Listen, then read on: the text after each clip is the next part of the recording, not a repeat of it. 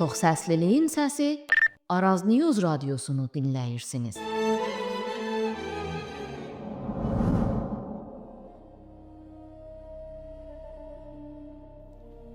Azad olmaq yalnız zəncirlərini qırmaq deyil. Eyni zamanda başqalarının azadlığına hörmət edən və onu gücləndirən bir həyat yaşamaqdır.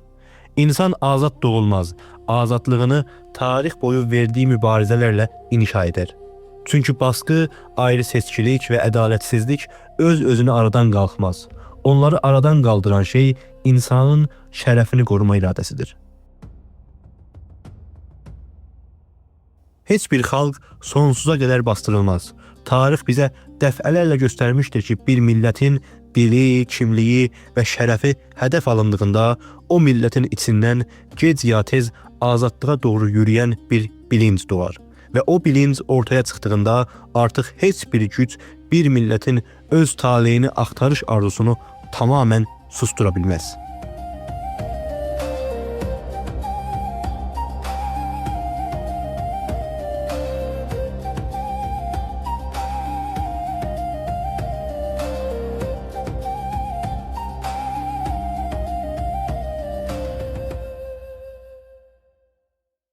Mən Altay Urmulu. Siz Araz News radyosunun Azadlıq və Ədalət programının yeni bir programını dinləyirsiniz. Orta Doğu yenə də tarixin sərt dönəmlərindən birindən keçir. Günlərdir göy üzündə savaş uçaqları, ekranlarda partlayışların görüntülərini gördük. İran ilə Amerika və İsrail arasında başlayan bu çatışma artıq yalnız 2 və ya 3 dövlət arasındakı bir məsələ olmaqdan çıxıb. Bu savaş bütün bölgənin dəngəsini sarsıdan bir gəlişməyə dönüşübdür. Belə zamanlarda xəritələr dəyişər, ittifaqlar dəyişər, güc dəngələri dəyişər. Amma çox vaxt ən böyük dəyişiklik millətlərin həyatında olar. Çünki dövlətlər savaşdığı zaman şəhərlərdə yaşayan insanlar bəlirsizliklə baş-başa qalar. İran, İsrail ilə olan 12 günlük savaşından sonra bugün tekrar böyük bir baskı altındadır. Hava saldırıları İrana qarşı davam etməkdədir.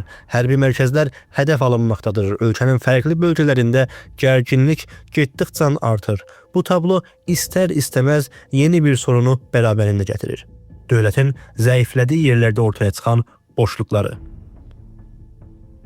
Bölgəmizdə tarix bizə dəfələrlə bunu göstəribdir ki, güc dəngələri dəyişdiyi zaman yalnız dövlətlər deyil, fərqli silahlı aktorlar da hərəkətə keçir. Mərzlər daha həssas halə gəlir.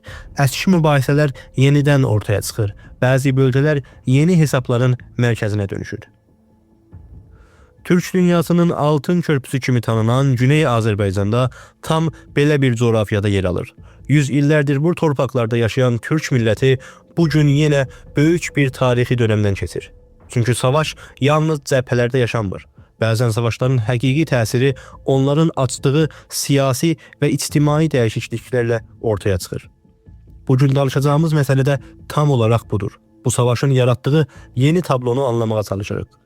Bu tablonun Güney Azərbaycan üçün nə ifadə etdiyini və belə dönəmlərdə bir millətin özünü necə qoruya biləcəyini əl alacağıq.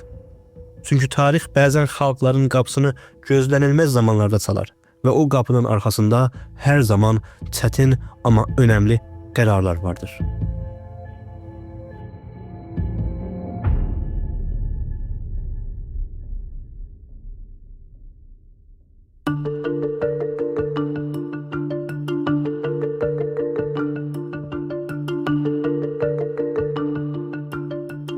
Son günlərdə yaşanan gəlişmələr İranın uzun müddətdir qarşı-qarşıya olduğu ən böyük hərbi baskılardan birini ortaya çıxarıb. İsrail və Amerika tərəfindən gerçəkləşdirilən hava saldırıları ölkənin fərqli bölgələrində hərbi hədəfləri vurmaqdadır. Bu saldırılar sadəcə hərbi bir operasyon deyil, eyni zamanda İranın iç siyasi və təhlükəsizlik, yəni güvənlik quruluşunu da sarsıdan bir proses haline gəlmiş durumdadır. Belə zamanlarda dövlətlərin ən böyük sorunu yalnız xarici təhdidlər olmaz. Əsl məsələ içəridə ortaya çıxan zəiflikdir. Çünki savaş uzandıqca təhlükəsizlik və ya əmniyyəti güclər fərqli cəbhələrdə dağılar. Mərkəzi otoritənin kontrolu zəifləyər və bəzi bölgələrdə bəlirsizlik və namüəyyənlik daha da böyüyər. Tarix boyu çox ölkədə görüldüyü kimi bu dövrlərdə fərqli aktorların meydana çıxmasına da zəmin hazırlanır. Son günlərdə uluslararası mətbuatda yer alan xəbərlər tam olaraq bu konuya işarə edir. İranın batı mərzilərində bəzi silahlı qrupların hərəkəti artmış durumdadır. Əraq Kürdistanı bölgəsində bulunan bəzi Kürd terror təşkilatlarının İran mərzilərinə yaxın sahələrdə toplandığı və çeşitli planların danışıldığı yönündə xəbərlər yayılıbdır. Bu xəbərlərin nə qədərinin gerçəkləşəcəyi zamanla bəlli olacaqdır. Fəqət bölgənin keçdikcə daha həssas bir hala gəldiyi açıq və netdir. Belə dönəmlərdə mərzi bölgələr və ya sınır bölgələri hər zaman daha həssas olur. Çünki bu bölgələr həm fərqli etnik və siyasi hərəkətlərin kəsişdiyi sahələrdir, həm də mərkəzi otoritənin ən çətin kontrol etdiyi yerlərdir. İranın batı və quzey-batı bölgələri də uzun zamandır belə bir jeopolitik həssaslıq daşıyır. Güney Azərbaycanda tam da bu coğrafyanın mərkəzində yer alır.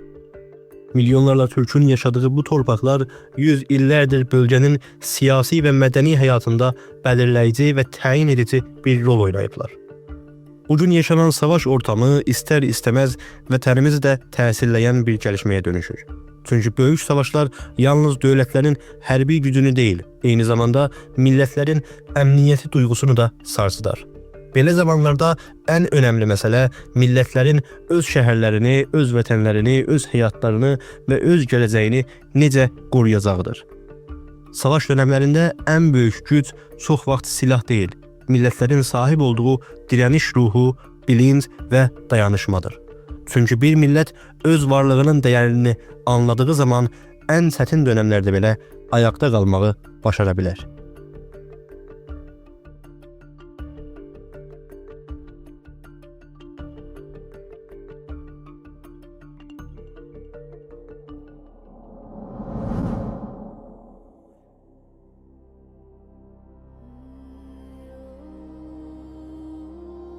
Bugün yaşananları anlamaq üçün biraz geriyə baxmaq gerekir. Çünki Güney Azərbaycan məsələsi yalnız bir günün məsələsi deyildir. Bu məsələ təxminən bir əsrlik siyasi və ictimai prosesin sonucudur. 20-ci əsrin başından etibarən İranda qurulan mərkəzi dövlət modeli ölkənin fərqli xalqlarını tək bir kimlik altında toplamağa çalışan sərt bir siyasət izlədi. Özəlliklə Pəhləvi dönəmində bu siyasət çox daha sistemli bir hala gəldi. Dövlətin rəsmi ideolojisi İranı tək dilin və tək kimliyin iqtidarı altında olan bir quruluş olaraq təsvir edirdi. Bu yanaşmanın ən ağır sonuclarını yaşayan cəmiyyətlərdən biri də Güney Azərbaycan Türk millətidir. Türkcə təhsil qadağan olundu. Türk kimliyi ümumi sahədən eşikdə buraxıldı. Yerli mədəniyyət və tarix uzun illər boyunca görünməzdən gəlindi. Dil yalnız bir iletişim aracı deyil, eyni zamanda bir millətin hafizəsidir. Bu hafizə bastırıldığı zaman əslində bir millətin keçmişi və kimliyi də baskı altında alınmış olur. Bu məsələ yalnız mədəni bir məsələ değildi. Eyni zamanda siyasi və iqtisadi sonuçları da doğuran bir süreç idi. Güney Azərbaycan uzun illər boyunca mərkəzi dövlətin siyasətləri içində yetərlicə təmsil edilmədi və bölgənin potansiyeli çox vaxt siyasi qayğıların kölgəsində qaldı. Bu səbəbdən çox araşdırmacı bu durumu yalnız bir asimilasyon siyasəti olaraq deyil, eyni zamanda bir növ iç istimar ya daxili istimar olaraq tərifləyir. Fəqət tarixin axışı hər zaman tək yönlü deyil. 1945-ci ildə Təbrizdə qurulan Azərbaycan Milli Hökuməti bu tarixi hekayənin önəmli dönüm nöqtələrindən biridir. O dönəm qısa sürmüş olsa da Güney Azərbaycan cəmiyyətinin öz siyasi iradəsini ortaya qoya bildiyini göstərən güclü bir təcrübə olaraq hafizələrdə yer etdi. Bu tarixi hafizə bugün hələ də canlıdır. Çünki bir millətin keçmişdə yaşadığı təcrübələr gələcəyə baxışını da formalaşdırır. Güney Azərbaycanda kimlik, dil və mədəniyyət üzərinə yürütülən mübahisələr və mücadilələr yalnız keçmişə aid deyildir. Eyni zamanda bugünün və sabahın da məsələsidir. Azərbaycan Türk millətinin xiyabanlarda səslədiyi azadlıq, ədalət, milli hökumət şüarı və bugün bölgədə yaşanan savaş və bədirsizlik ortamı istər-istəməz bu tarixi hafizəni yenidən gündəmə gətirir. Çünki millətlər belə dönəmlərdə keçmişlərini daha çox xatırlayırlar. Keçmişin təcrübələri bugünün qarmaqarışıqlığında yol tapmağa çalışan insanlar üçün önəmli bir referens haline gəlir. Güney Azərbaycanın hikayəsi də tam olaraq belə bir hikayədir. Baskılar, qadağalar və siyasi əngəllərlə dolu bir keçmişin içində formalaşmış, fəqət eyni zamanda kimliyini və mədəniyyətini qorumağı başarmış bir millətin hikayəsi. Bu səbəbdən bugün yaşanan gəlişmələri anlamaq üçün yalnız bugünə deyil, o uzun tarixi yolculuğa da baxmamız lazımdır.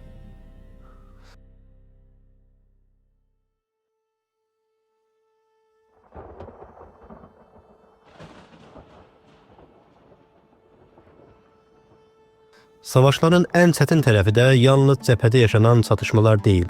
Əsl çətin olan məsələ bəlirsizliyin, yəni namüəyyənliyin cəmiyyətlərin həyatına girməsidir. Siyasi düşüncədə və uluslararası hüquqda bu məsələ uzun müddətdir mübahisə edilən bir konudur. Bir cəmiyyət öz varlığını və əmniyyətini təhdid altında hiss etdiyi zaman özünü qoruma haqqına sahibdir. Bu əsl modern uluslararası hüquqda məşru müdafiə haqqı kimi tanınır. Birləşmiş Millətlər Nizamnaməsinin və ya mənşurunun 51-ci maddəsi də dövlətlərin və millətlərin saldırı qarşısında özlərini savunma haqqını tanıyır. Fəqət məşru müdafiə haqqı fəqət hərbi bir qavram deyildir. Eyni zamanda əxlaqi bir məsələdir. Çünki heç bir millət öz varlığını və əmniyyətini qoruma istəyindən dolayı suçlanmaz. Tarix boyu bir çox xalq və bir çox millət çətin dönəmlərdə bu haqqı işlədərək özünü savunmaq məcburiyyətində qalmışdır. Burada önəmli olan nöqtə budur. Məşru müdafiə haqqı saldırganlıq və ya təcavüzkarlıq deyildir. Məşru müdafiə haqqı bir cəmiyyətin öz həyatını, şəhərlərini, vətənini və insanlarını qoruma çabasıdır. Bu yüzden dünyanın bir çox yerində millətlər böhran dönəmlərində dayanışmanı gücləndirər və bir-birinə daha çox sahib çıxar və ortaq bir bilinç gəlişdirər. Güney Azərbaycan açısından baxıldığında da məsələ tam olaraq bu nöqtədə ortaya çıxır. Savaşın yaratdığı bəlirsizlik bölgədəki təvazunları dəyişdirə bilər. Belə dönəmlərdə cəmiyyətlərin ən böyük gücü yalnız siyasi aktorlar deyil, eyni zamanda ictimai dayanışma və təşkilatlanmaqdır. Bir millətin özünü qoruya bilməsi üçün öncə öz varlığının dəyərini bilməsi gərəklidir. Dilini, mədəniyyətini və tarixini qorumaq yalnız mədəni bir məsələ deyildir. Eyni zamanda bir millətin əmniyyətinin də təməlidir. Çünki kimliyini qoruyan millətlər çətin dönəmlərdə daha güclü bir dayanışma qura bilərlər. Çətin zamanlarda ayaqda duran millətlər adətən öz içlərində güclü bir birlik duyğusunu gəlişdirən millətlərdir. Bu birlik bəzən siyasi təşkilatlanma şəklində ortaya çıxar, bəzən mədəni dayanışma şəklində, bəzən də sadəcə insanların bir-birinə sahib çıxması ilə. Güney Azərbaycanın bugünkü durumunu da bu açıdan dəyərləndirdiyimizdə ən önəmli məsələlərdən biri ictimai bilinç və milli bilincdir. Çünki savaşların yaratdığı qarmaqarışıqlıq içində ən güclü savunma çox vaxt millətin öz dayanışmasından və dirənişindən doğular. Bir millətin öz varlığını qoruma iradəsini göstərdiyində tarix çox vaxt o millətin yanında yer alacaqdır.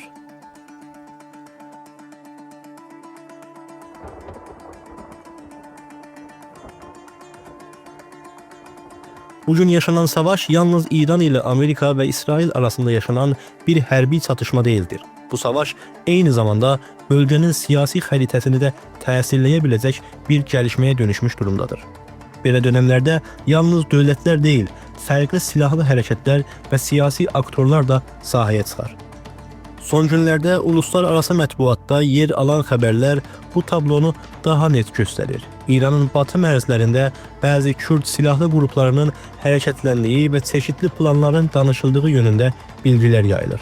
Bu qrupların bir qisminin Əraq Kürdistanı bölgəsində bulunduğu və İran mərzinə yaxın bölgələrdə toplandığı ifadə edilir.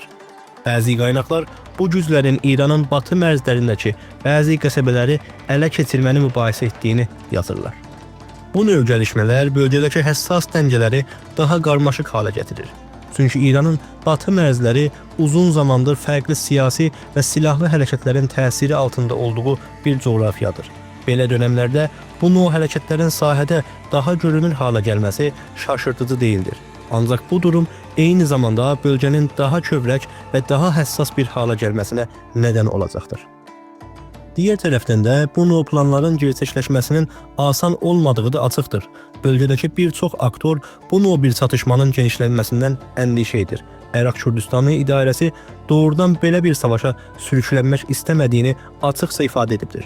Çünki belə bir gəlişmə yalnız İran'a deyil, Irak'ı və bütün bölgəni yeni bir çatışmanın içinə çəkə bilər.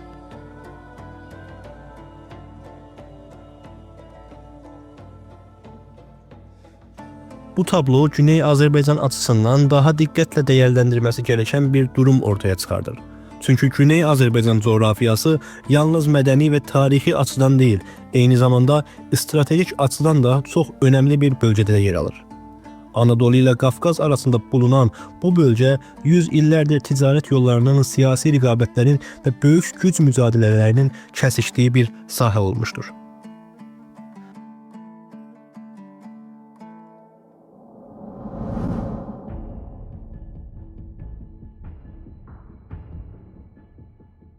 Belə dönemlerde en önemli məsələlərdən biri milletlerin öz həqiqətini doğru oxuya bilməsidir. Böyük güclər öz hesaplarını yapar, dövlətlər öz stratejilerini kurar, silahlı gruplar öz hədəflərini bəlli eder. Amma bütün bu qarma-qarışıqlığın içərisində milletlerin öz çıxarlarını və öz gələcəklərini və öz əmniyyətləri və güvənlərini düşünməsi gərəklidir. Güney Azerbaycan'ın tarixi də əslində belə dönemlərin içindən keçərək formalaşmışdır. Bu millət dəfələrlə fərqli siyasi fırtınaların ortasında qalmış, fəqət hər dəfəsində öz kimliyini və varlığını qorumağı başarmışdır. Bugün yaşanan gəlişmələr də bu uzun tarixi hikayənin yeni bir səhifəsi kimi görünür. Bu yüzden bugün en önemli məsələ yalnız savaşın necə sunulacağını gözləmək deyildir. Əsl məsələ belə dönemlerde bir milletin öz bilincini, dayanışmasını ve tarixi hafizəsini necə qurduğudur. Çünkü tarix bize bunu gösterir. Çətin zamanlarda ayakta kalan milletler adeten kim olduklarını unutmayan ve birbirine sahip çıkan milletlerdir. Bugün bölgemiz büyük bir kırılma döneminden geçir. Savaşlar, güç mücadilələri ve belirsizlikler her gün yeni bir tablo ortaya çıkardır. Fakat bu qarma-qarışıqlığın içinde bazı həqiqətlər çok net ve aydındır. Güney Azerbaycan Türkləri uzun illərdir baskıların ve ədalətsizliklərin kölgəsində yaşamış bir cəmiyyətdir. Azerbaycan Türk milləti yardımını illərcə özünü baskı altında tutan rejimlərdən gözləmir. Öz vətəndaşlarını küçələrdə qurşuna düzən, gəncləri zindanlarda işgəncəyə məruz buraxan, fərqli kimlikləri bastırmağa çalışan bir sistemdən ədalət çıxmayacağı artıq hər kəs tərəfindən bilinən bir həqiqətdir. Eyni şəkildə keçmişdə Türk millətinə qarşı ağır baskılar tətbiq edən, qətliamlar və assimilasyon siyasətləri yürüdən əski faşist axımların da bu torpaqlarda azadlıq gətirməyəcəyi açıq və aydındır.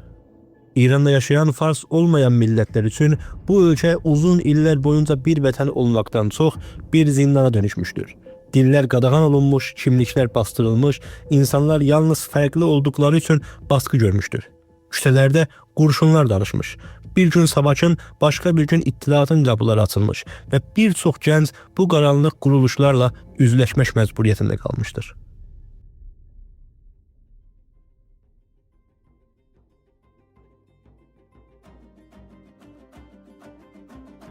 Fakat tarihin başka bir həqiqəti daha var. Baskı ne kadar güçlü olursa olsun, bir milletin azadlıq iradəsi tamamen yok edilemez. Güney Azerbaycan Türk milleti de bu iradeye sahip olan bir millettir. Olası bir təhdid karşısında öz şəhərlərini, öz insanlarını ve öz gələcəyini qorumağa qərarlığı olan Güney Azerbaycan Türk milleti her zaman tarihin həssas noktalarında öz direnişini göstermiştir. Bu mübarizə heç bir zalim gücə dayanarak değil, öz iradəsinə güvənərək veriləcək bir mübarizədir. Çünkü azadlıq eşikdən verilən bir ərmağan değil, azadlıq millətlərin öz iradəsiyle qurduğu bir gələcəkdir. Azadlıq, ədalət və bir gün yenidən quracağımız milli hükümet tam olarak bu iradenin ifadesidir. Bununla birlikte Güney Azerbaycan Türkleri tarih boyu yalnız bir millet olmamışlar. Anadolu'dan Kafkaslara uzanan büyük Türk dünyası bu coğrafyanın tarihi bir həqiqətidir. Türkiye ve Azerbaycan bugün bölgemizde güçlü devletler olarak varlıklarını sürdürürler. Tarih boyu çətin zamanlarda birbirlerine destek olan bu xalqların varlığı Güney Azerbaycan için önemli bir umut kaynağıdır. Eğer bir gün bu torpaqlarda büyük bir tehdit ortaya çıkarsa, Türk dünyasının Azerbaycan Türk milletini de yalnız bırakmayacağını bilmek Güney Azerbaycan için önemli bir güven duygusu yaradır. Heç bir millət başqasının taleyine göz dikmədən öz gələcəyini özü belli etməlidir. İranda yaşayan bütün millətlər üçün də ən doğru yol bir-birlərinin torpağına və haqqına hörmət duyaraq öz gələcəklərini azadca belli edə biləcəkləri bir nizam qurmalarıdır. Çünki millətlərin bir-birinə düşünmək istəyənlər çox vaxt baskıcı rejimlər və otoriter axımlardır. Güney Azerbaycanın hikayesi de hələ bitmiş bir hikaye değildir. Bu hikaye hələ yazılmağa devam edir ve her yeni səhifədə bu milletin hafızası, dili ve iradesi yeniden özünü gösterir. Azadlıq yolunda mübarizə uzun ve çətin ola bilər. Fəqət insanın şərəfi ve azadlıq arzusu en sonunda qaranlığın içinden bir yol tapar. Çünkü heç bir güc bir milletin azad yaşama istəyindən daha büyük değildir. Mən Altay Urmulu. Siz Araz News Radyosu'nda Azadlıq ve Ədalət programını dinlediniz. Bir sonraki programda görüşene kadar.